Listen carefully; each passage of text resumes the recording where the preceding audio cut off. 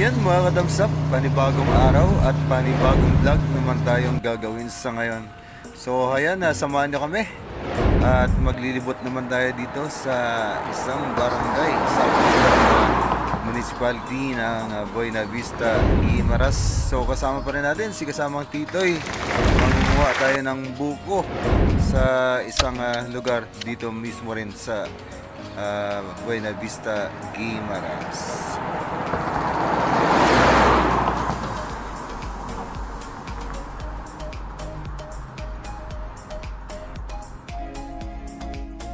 So ayan mga thumbs up, nandito na kami sa lugar na pupuntahan namin sa ngayon.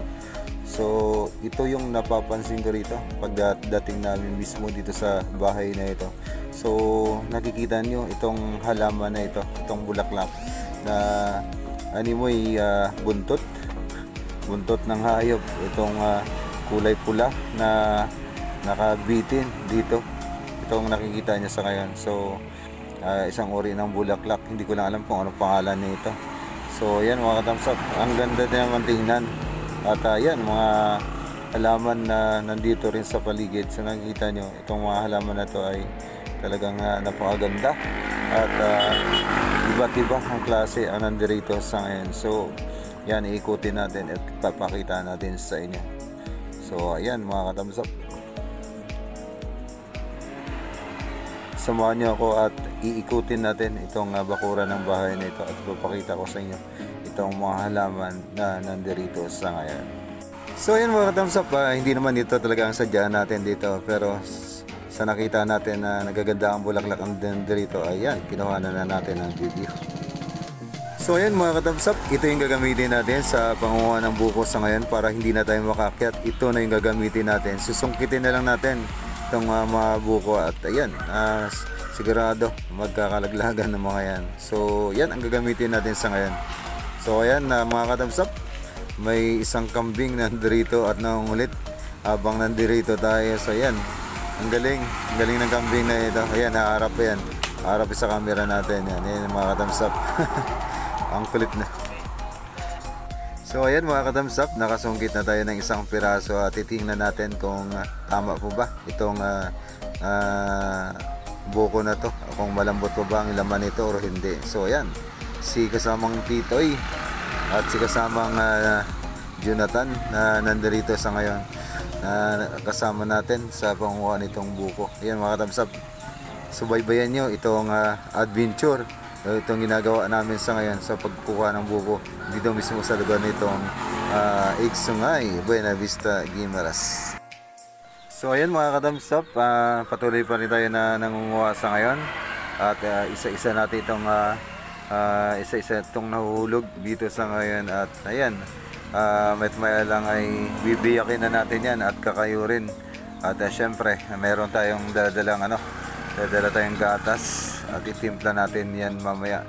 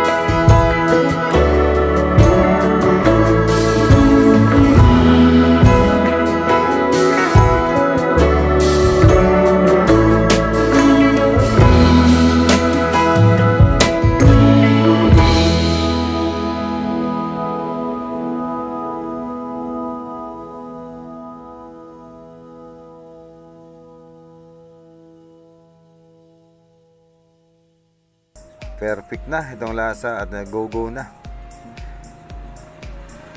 So ayan mga thumbs up, anong masabi mo sa ginawa namin sa ngayon?